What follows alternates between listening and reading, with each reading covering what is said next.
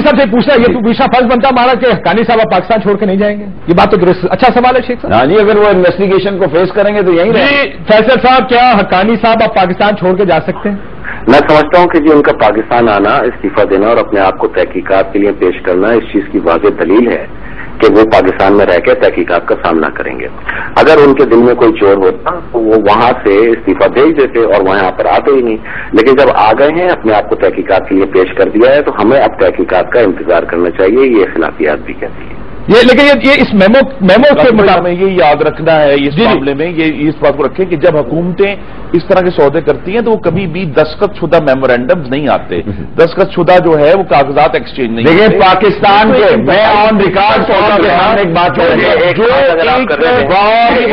बाहर आ गया है, मुझे बात पूरी कौम को ये पता चल गया कि ये मौजूदा हुकूमत किस किस्म की खुरम मुझे बात कर रही है पाकिस्तान की देखो पॉलिसी में। खुरम साहब, पाकिस्तान की हिस्ट्री के बहुत सारे ऐसे फैसलों से मैं वाकिफ हूं जो इन रिटन है, जो तहरीरी हैं, जिसमें दोनों गवर्नमेंटें एग्री हैं और दोनों गवर्नमेंटों के सिग्नेचर नहीं है।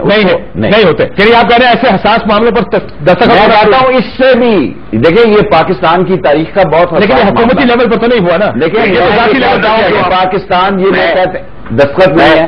पाकिस्तान के 9/11 के बाद बहुत सारे ऐसे फैसले जो हुकूमत पाकिस्तान और अमेरिका के दरमियान हुए, उसमें कोई सिग्नेचर नहीं है, लेकिन दो गवर्नमेंटों की अगर आप मुझे पैटर्न है ना, पैटर्न ये है, पैटर्न मेरी गुजारिश, पैटर्न ये है कि हुकूमत की तरफ से मेमो गया, अमेरिका ने उसे अपने पास रख लिया, और जब लेकिन अगर आप कहते हैं हुकूमत की तरफ से याद थे तो एक सुने ना, ये उस अटैक का हिस्सा है जो अमेरिका ने पाकिस्तान की अफवाज और सिक्योरिटी एजेंसीज के ऊपर किया है।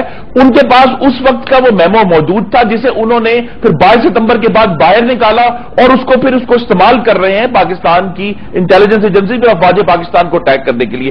ये तो खुद हथियार हुकूमत पाकिस्तान ने अमेरिका को दिया कि जनाब आओ हमें मारो अब इससे। ठीक, फैसल साहब मैं ये आपसे जानना चाहूंगा, तो ये इशू है, ने ऐसा सौदा ऑफर कर दिया जिसको अब वो हमारे खिलाफ इस्तेमाल करेंगे। देखिए मेरी गुजारिश है आपसे कि इसी शख्स ने अपने कॉलम के अंदर ISI को दहशतगर्द जमात करार देने की पूरी कोशिश की थी। क्या इसने सही काम किया था या गलत? यकीनन गलत किया होगा, हम उस आदमी की गलत किया होगा। मसला ये है कि ये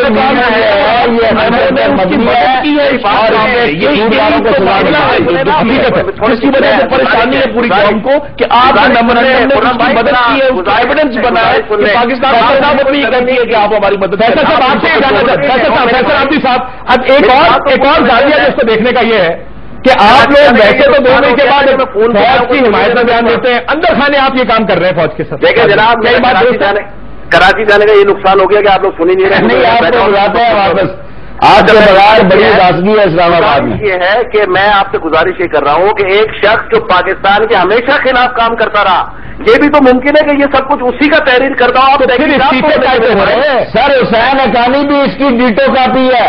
मैं मानता हूं कि मंसूर इजाज जो भी है आपसे इत्तफाक करता हूं यही करता होगा, लेकिन हुसैन हक्कानी उससे भी 2 ग्रेड ज्यादा इस काम में मुलव्वस है।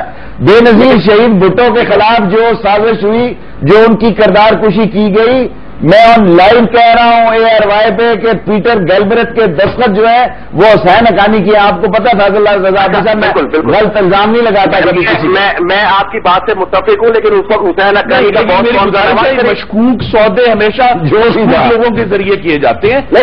ये जब हुसैन हक्कानी का नजर देखा वो तो मुशर्रफ को भी अपना बॉस मानने के लिए तैयार था, हमदर्द वो ये काम करने के लिए तैयार ना। मेरी बात बहुत सी बात की शेख साहब, मैं आपकी बात को सेकंड कर रहा हूं, बेशक ये हुआ था, लेकिन उस वक्त बॉस जो था हुसैन हक्कानी का वो नवाज शरीफ था। फिर आप ये भी बोले ना कि ये सब काम नवाज शरीफ करवा रहा था। ये आप ये बोल रहे हैं तो आप फिर ये मान रहे हैं फैसल साहब के एक हुसैन हक्कानी साहब एक बंदूक है जो हायर कर ले उसके साथ काम करेंगे? क्लियर है? नहीं, मैं ये नहीं कह रहा। मैंने एक मिसाल दी है, महावरतन गुफ्तगू की है। मैं आपसे गुजारिश ही कर रहा हूं कि कहीं नहीं जा रहे, वो पाकिस्तान में रहेंगे और तहकीकात का सामना करेंगे, लेकिन तहकीकात होने के बाद जो कुछ करना हो कर लेना मेरे भाई। जब तक तहकीकात हो रही है उस वक्त तो कम से कम। मैं तो आज भी कहूंगा कि आप हुसैन हक्कानी साहब के ऊपर इतने इल्जामात लगा रहे हैं, मैं तो फिर आपसे ये जानना चाहूंगा, देखें जी अगर उन्होंने किया है तो फिर वो मैसेंजर तो हालांकि वो अभी तक डिनाई कर रहे हैं, ये बात याद रखिएगा आप सारे। उन्होंने कहा मेरा इससे कोई लेना देना नहीं है। अगर हुसैन हक्कानी साहब आपको यकीन से कह सकता हूं, as far as Asif Zardari is concern, as far as arm forces are concern, بلا وجہ دیکھیں اگر وہ 3-3.5 سال سے اس کو سہ رہے تھے نہ چاہتے ہوئے بھی.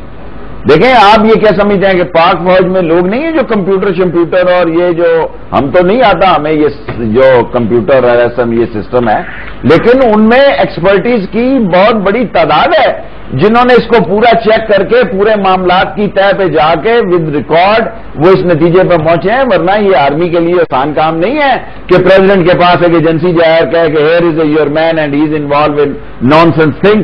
یہ بہت بڑی بات ہے, ورنہ دیکھیں نا اس کے نتائج کچھ بھی ہو سکتے